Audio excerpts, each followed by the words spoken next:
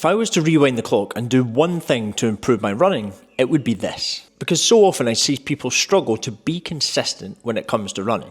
They're trying to run every run as fast as possible, go balls to the wall from the moment they leave the door. They feel like running anything under 5k is just a waste of time. And truth be told, I've done the same. But if you find yourself in a similar camp, you're probably setting yourself up to fail.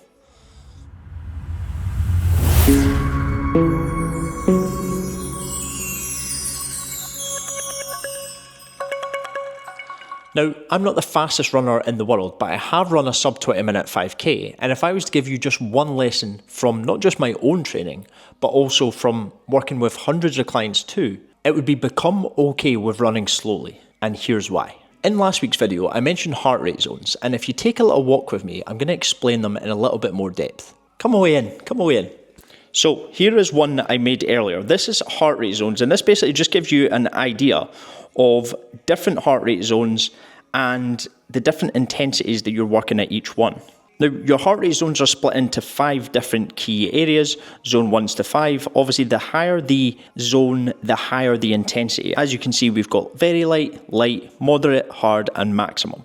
And these are all based upon this calculation, which is your max heart rate. So you can see here, these percentages are based upon your max heart rate, which the most common way to estimate is doing 220 minus your age. So for example, if you're 30 years old, that would be 220, take away your age, which I believe would be 190. So all of these percentages would be based on 190 beats per minute.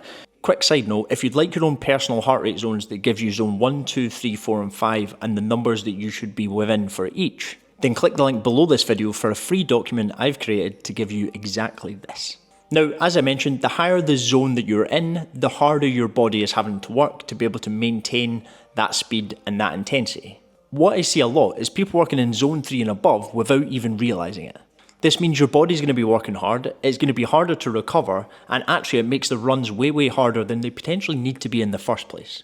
And this is going to help overcome it. Now, what I want you to do, as I mentioned in the previous video, is set a timer. Let's say for 30 minutes, I want you to run for time rather than for distance. All you're going to do is head out the door. In an ideal world, you'd be wearing a chest strap heart monitor, but if you don't have one of these, don't worry about that. And if you're not sure what that is, go back and watch the 7 running essentials video. And you're going to run for 30 minutes with one sole goal, and one sole goal alone, and that's to keep your heart rate in zone 2.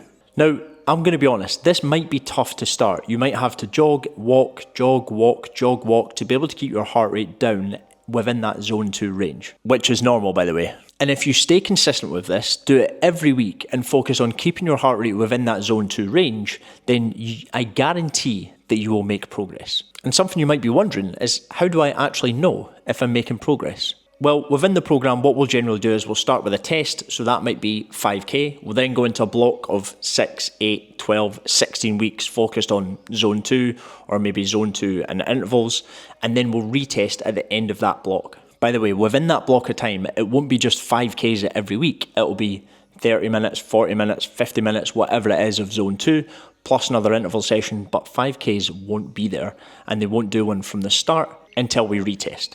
From there, you're going to have a good understanding of, have I got fitter? If your 5k time has come down from the first one to the second one, you have.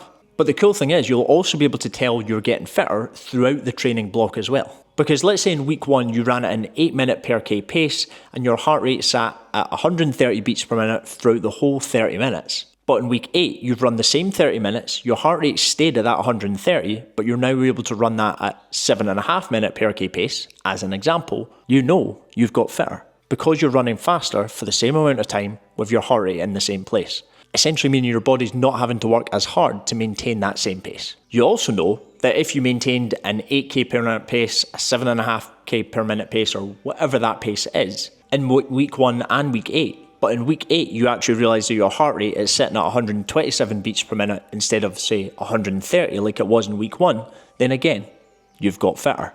Pretty cool, right?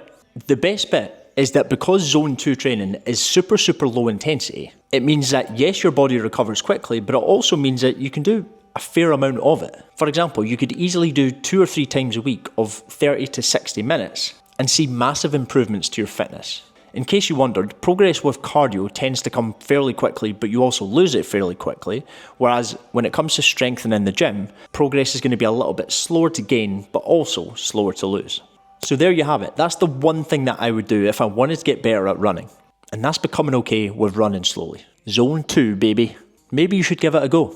As mentioned, feel free to hit the link below to get your free heart rate guide, or just apply for the program and we can get to work. Your choice, amigo. Au revoir.